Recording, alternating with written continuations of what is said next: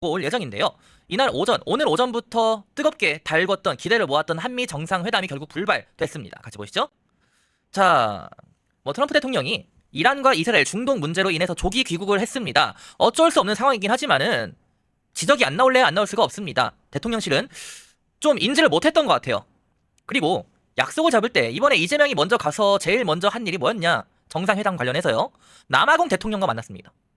근데 남아공 대통령과 만나는 것보다 트럼프 대통령을 만나는 게 우선이어야 되는 것 아니냐? 우선으로 먼저 약속을 잡았어야 되는 것 아니냐? 트럼프 대통령이 조기 귀국하기 이전에 조금이라도 짬을 내서 한미 정상회담을 성사시키고 난 이후에 뭔가를 했어야 되는 것 아니냐? 이런 지적이 안 나올래야 안 나올 수가 없는 그런 상황이라는 거죠. 같이 보시죠.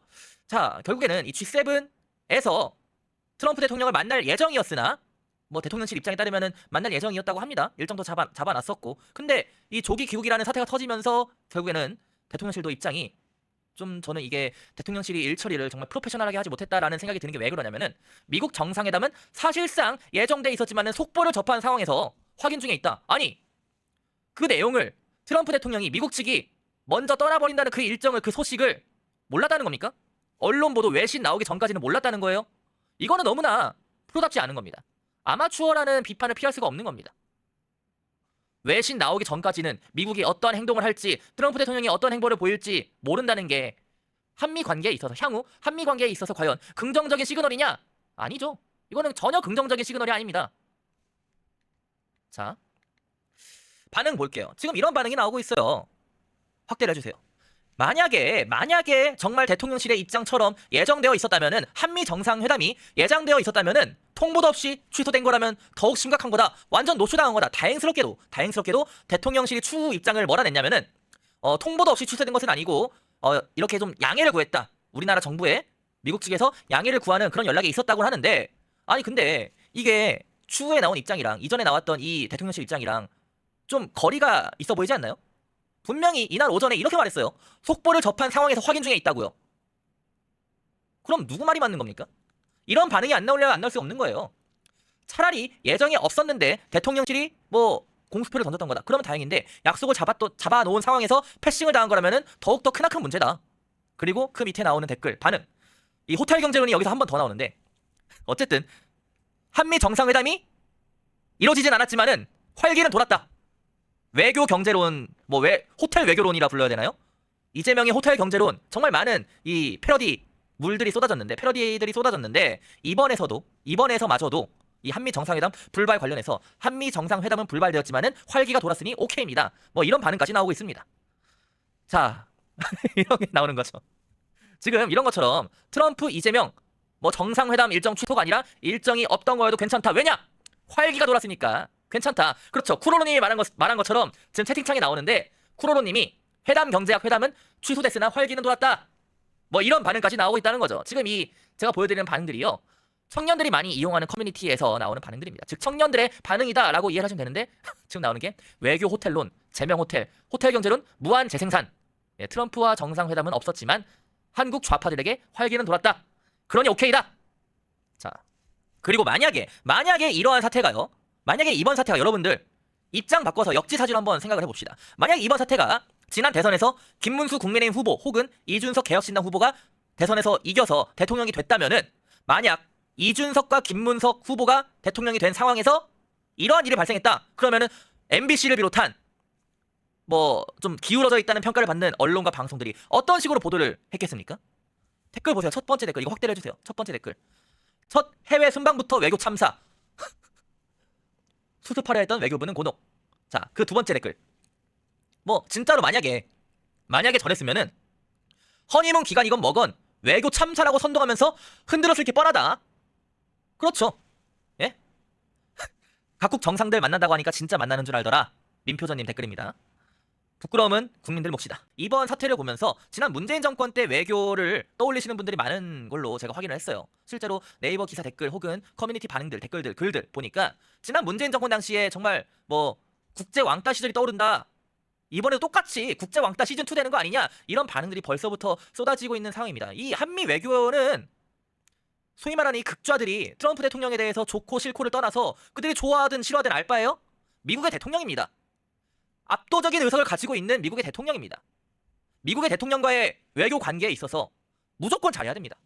트럼프를 좋아하든 싫어하든 알바입니까? 미국 대통령인데 어쩔 거예요? 그럼 잘해야죠. 외교 잘해야 됩니다. 무조건 잘해야 됩니다. 반미의 반자도 언급해서는 안 됩니다. 근데 아직 이 좌파들은 정신을 못 차리고 있어요. 이번에 정상회담 불발되면서 제가 좌파들 커뮤니티, 극좌 커뮤니티 모니터링을 해봤습니다. 뭐라 말하는지 아세요? 트럼프가 도망쳤답니다. 트럼프가 이재명이 무서워서 도망쳤답니다. 아니 무슨 말입니까 이게? 트럼프가 뭐가 무서워서, 이재명이 뭐가 무서워서 트럼프가 도망을 칩니까? 제정신이에요. 지금 이러고 있어요. 이게 좌파들의 현실이에요. 그래서 지적을 안 할래야 안 할 수가 없는 겁니다. 이러한 내용들 중점으로 해서 초대석 진행해 볼 테니까 끝까지 많은 시청 부탁드리도록 하겠습니다. 자, 김정식 전 국민의힘 청년대변인 나왔습니다. 안녕하세요. 안녕하세요. 안녕하세요. 김정식입니다. 앞서서 네. 이 제가 반응들을 소개하니까 옆에서 막 미소를 아니 너무 예전 생각이 많이 나지 않으세요? 예. 저도 지금 들으면서 생각이 난 게 그 문재인 정부 시작하니까 이제 좌파 커뮤니티에서 갑자기 이런 얘기가 돌았어요. 야, 갑자기 우리나라가 강대국이 됐다.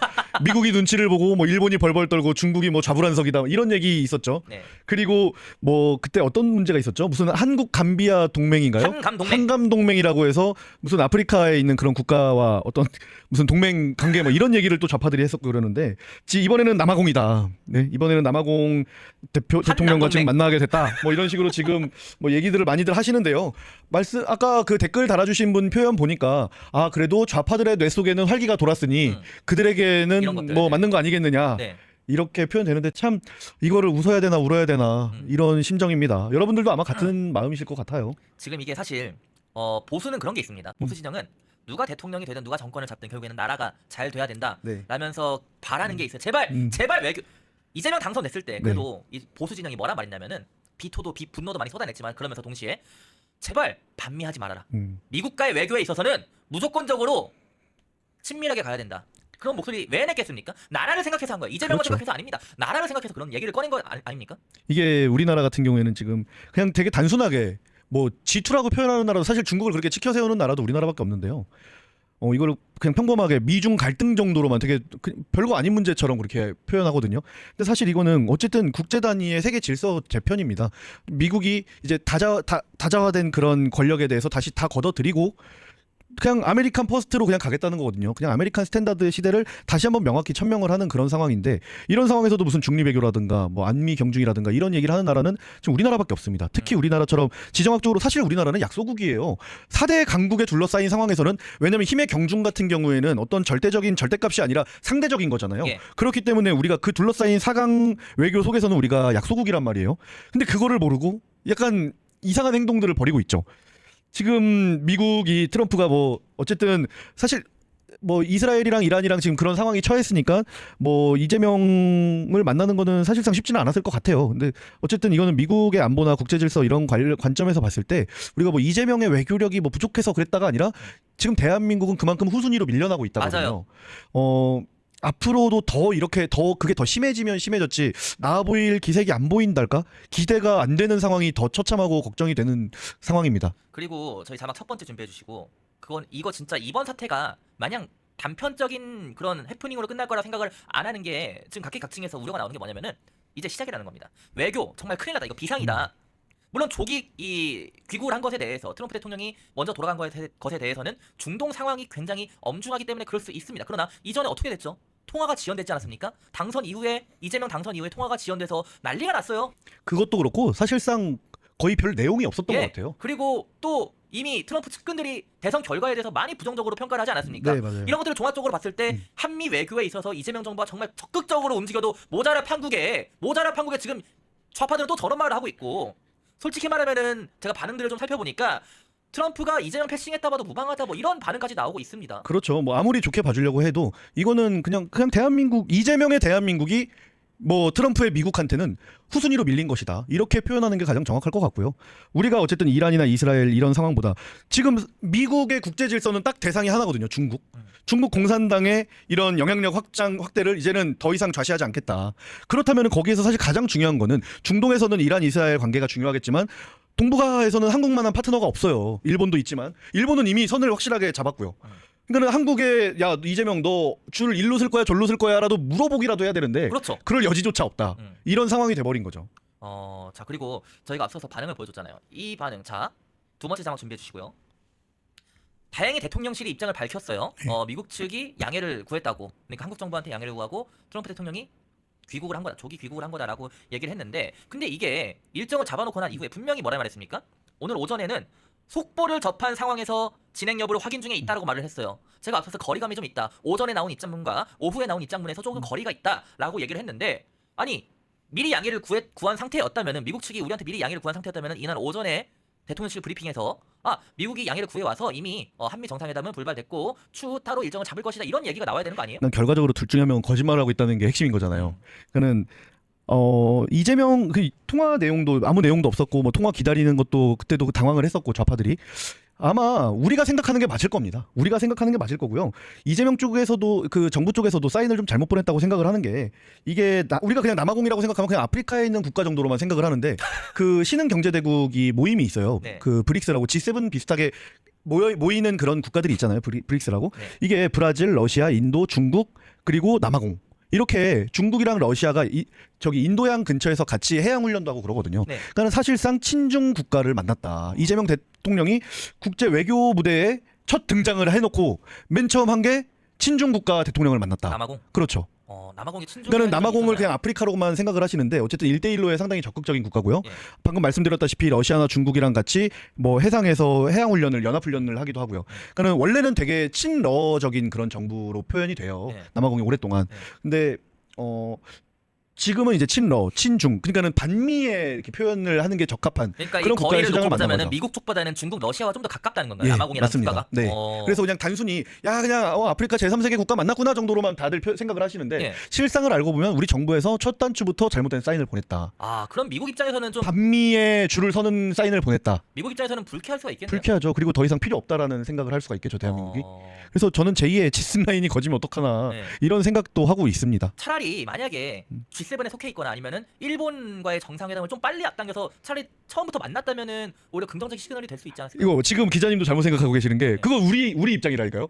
거기가 만나기 싫은 거 아닐까요? 일본이 일본이든 어디든 별로 만나기 싫은 거 아닐까요? 지금 이게 우리 입장에서만 생각하면 안 돼.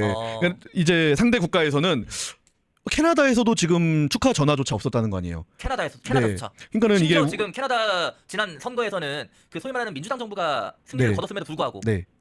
그는 지금 이재명의 대한민국이 이런 상황에 놓여 있다. 이런 취급을 받고 있다. 이렇게 생각하시면 될 것 같습니다. 자, 지금 채팅창 반응을 보니까 이번 외교 참사라는 표현이 나오고 있어요. 외교 참사에 대해서 이건 외교 대참사다. 네. 너무나 안타깝다. 그러니까 저희 펜앤마이크를 보시는 시청자 여러분들도 이번 사태가 이재명 꼴 좋다 이거 여기서 그치는 게 아니라 한미 외교 어떡하냐 이런 걱정이 더 많거든요. 이거 외교 참사인가요? 뭐 약간 좀 불가항력적인 그런 게 있었잖아요. 중동 문제라는 그런 게 있었으니까. 아니, 이 우리나라 대통령이 이재명이 됐다는 거 자체부터가 이제 참사의 시작 아닐까요? 그러니까는 이제까지 온갖 잘못된 길을 걸어온 사람이 이제 와서 나는 바른 길을 살겠습니다라고 말한다고 해서 믿어지지 않잖아요. 나는 그 사람의 행보, 그리고 트럼프 최측근의 그런 리포트나 이런 게 다 있었겠죠. 특히 대한민국 선거감시단이라고 해서 대한민국에 방문하셨던 그런 분들도 왔었죠. 계시고, 지금 다양한 우리 보수 우파의 목소리가 미국으로 많이 들어가고 있는 그런 상황이잖아요. 그런 상황 속에서 트럼프가 본인의 최측근들이 전하는 한국에 대한 메시지나 이런 거는 충분히 판단을 하기에 충분하지 않았을까, 이런 생각을 합니다. 자, 자막 3번째 띄워주시고요. 아니 근데 결국에는 트럼프 대통령을 만나야 되는 거 아니에요? 제일 저는 무엇보다 시급한 게 지금 관세 문제도 있고 주한미군 관련된 문제도 있고 또 북한 같은 경우에도 항상 골머리를 썩히고 있잖아요, 우리나라에 네. 대한. 근데 그 한미 외교가 이대로는 좀 힘들 것이라는 전망이 많이 나오고 있고, 네. 그리고 제가 앞서 말한 것처럼 지금 정부가 적극적으로 미국과의 만남, 트럼프 대통령과의 만남을 주선해야 된다라고 생각을 합니다, 개인적으로는. 근데 이렇게 가야 이제 그나마 한미 외교의 이 활로를 터는 것 아니냐라는 생각이 많은 분들도 가지고 계신 것 같은데, 이 한미 외교를 어떤 식으로 좀 풀어나가야 될까요? 근데요, 이게요, 그 비즈니스적인 만남을 하더라도 우선 만나는 게 중요하다기보다는 서로가 서로한테 어떤 이익을 제공할 수 있는가가 더 중요한 거거든요. 근데 미국은 어쨌든 지금 딱 양분을 해서 너 중국 편이야, 미국 편이야를 딱 지금 정하는 것 같아요. 크게 봤을 때 그런 상황에서 미국의 질서에 함께하는 동맹국들한테는 관세 처음에는 뭐 몇백 퍼센트, 몇십 퍼센트 얘기를 하다가 다 많이 내리고 있어요, 현실적으로. 근데 지금 우리나라 철강 관세 같은 경우는 이미 부과가 되기 시작하고, 이런 상황에서 우리가 어떻게 할 것인가요? 그러니까는 뭐 예전에 노무현 정부 시절에 뭐 왼쪽 깜빡이 켜고 우회전했다 이런 얘기가 있을 정도로 이 대한민국이 트럼프의 미국한테 어떤 어떤 것을 어떤 사인을 보낼 것이냐 이거를 내부적으로 먼저 정리를 한 다음에 지금 미국을 만나는 게 중요하지. 지금 이재명이나 지금까지의 민주당이 해왔던 그런 좌파 반미 뭐 친중 종중적인 심지어 그런 마인드를 가지고 그런 정책을 가지고 미국을 만난다는 건 오히려 그 날이 대한민국 패망의 길이 되지 않을까. 그래서 무조건 만나는 것보다는 네. 지금 이 정도로 이제 이재명 정부는 이 상황에서 이제 정신을 차려야죠. 정신을 차려야 된다. 아 이거 이러다가 진짜 아웃되겠구나. 근데 저번에 보니까 뭐 법률권 반응을 보면은 트럼프 대통령과의 통화가 지연됐을 때도 지금 통화가 그렇게 급한 것이 아니다라는 법률권 관계자들의 그런 발언도 나왔잖아요. 그건 이제 겪어봐야 알죠. 본인들도 이제 겪어봐야 알지. 실제로 관세가 어마어마하게 대한민국에 뭐 폭탄처럼 쏟아지고 만약에 환율 방어가 안 되고 지금 뭐 돈 풀어 담고 그러겠다는 거는 결국에는 환율 가치 하락이 워낙 가치 하락으로 직결이 될 거거든요. 네. 그러면은 또 다시 당연히 부동산 오를 거고 그냥 문재인 정부의 안 좋은 모습보다 더 매우 맵게 우리나라가 겪을 거라고 봐요. 근데 그게 아마 조금 더 빨리 올 수도 있겠다라는 생각이 들거든요. 취임 이제 한 달도 안 지났는데 좀 한 달이 뭐예요? 지금 2주 3주 지나고 그런 상황에서 글쎄요. 지금 이재명이 정말 근데 또 이재명이 어떻게 보면은 우리가 뭐 어떤 자기 주변에 있는 모든 문제점을 다 찍어 누르면서 정점에 일극 체제를 완성시켰잖아요. 자기 민주당이라는 당을 벗어나서 이 대한민국을 일극 체제로 만들어 놓은 이 실력을 봤을 때 이 나쁜 실력입니다. 이게 비꼬아서 말하는 거니까 오해하지 마시고요. 정신을 차려서 정말 지금 대한민국을 위하는 선택을 한다면 어떨까라는 생각을 해보기도 합니다. 그리고 지금 중국 측이 들으셨을지 모르겠는데 시진핑 실각설이 나오고 있어요. 많이 나오고 있죠. 시진핑 실각설이 그동안 뭐 여러 차례 나왔지만 이번에는 진짜 실각 위기가 높다. 네. 정말 시진핑은 위태롭다라는 그런 분석들도 외신들 통해서 많이 나오고 있거든요. 네. 근데 시진핑이 실각이 되면은 오히려 이 대한민국 정부는 더더욱 친미 노선을 일방적인 친미 노선을 타야 되는 건 아닌가요? 근데요, 제가 지금 문득 드는 생각이 그거예요. 그 명나라가 네. 1700년대인가 그때 망했거든요. 예. 근데 명나라 마지막 황제의 제사를 1900년대 초반까지 지낸 나라가 이 나라입니다. 그래서 중국이 명나라가 망하면 망하고 200년까지도 그렇죠. 명나라에 대한 제사를 지낸 게 조선이다. 명나라 황제 제사를 지낸 게 우리 조선이라는 나라고요. 이 전에 있었던 그러니까는 제가 아까도 밖에서 이런 이야기를 했어요. 요즘에는 한반도 천동설이 너무 심하다. 그러니까 모든 게 우리나라 대한민국 한반도를 중심에 놓고 모든 걸 사고를 한다. 우리나라 정치인들부터 시작해서 뭐 언론인들이나 이런 사람들이 다 그렇게 생각을 하는데 사실 우리는 국제 질서 속의 하나에 불과하거든요. 그래서 좀 빨리 정부도 그렇고 국민의힘의 역할이 이럴 때 상당히 중요할 텐데 아쉬운 부분이 되게 큽니다. 지금 남박 찬민님이 채팅으로 지금 명나라다 이제 명나라. 맞네요. 예. 의미심장하지 않아요? 그러게요. 예. 자, 그러니까 이게 또 우리나라 언론들 지금 멕시코 얘기 나와서 LA 시위 얘기 나와서 언급을 하자면은 제가 방송에서 다룬 적도 있고 기사로도 다뤘는데 네. 지금 LA에서 일어나고 있는 시위는 시위가 아니라 폭동이라고 외신들도 그렇죠. 주요 외신마저도 예. LA 시위의 우호적이었던 여론마저 그 외신들마저도 이거는 시위가 아니라 폭동이라고 규정을 하고 있어요. 근데 우리나라 언론들은 가서 특파원 보내서 하는 게 뭔지 아세요? 오히려 그 사람들 편을 그 사람들 편들면서 이건 시위다.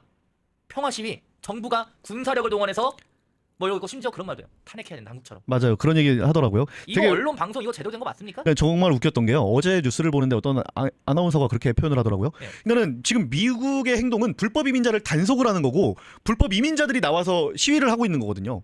근데 그거를 불법 이민 단속 이렇게 표현을 해요. 불법 이민자를 단속하는 게 아니라 불법 이민 단속이라고요. 그러니까 이제 시청자들이 그 내용을 모르는 사람들이 국민들이 봤을 때는 이민 단속을 불법으로 하는구나. 그렇죠. 불법적인 이민 단속을 하고 있다. 정부가 불법으로 선량한 이민자들을 단속하는 것처럼 표현을 하더라고요. 양아치네요. 그러니까 이게 우리나라의 반미 감정을 조장하고 반일 감정을 조장하고 그게 이 정도 정말 허무맹랑한 수준에 이르렀다 이렇게 보시면 될 것 같고요.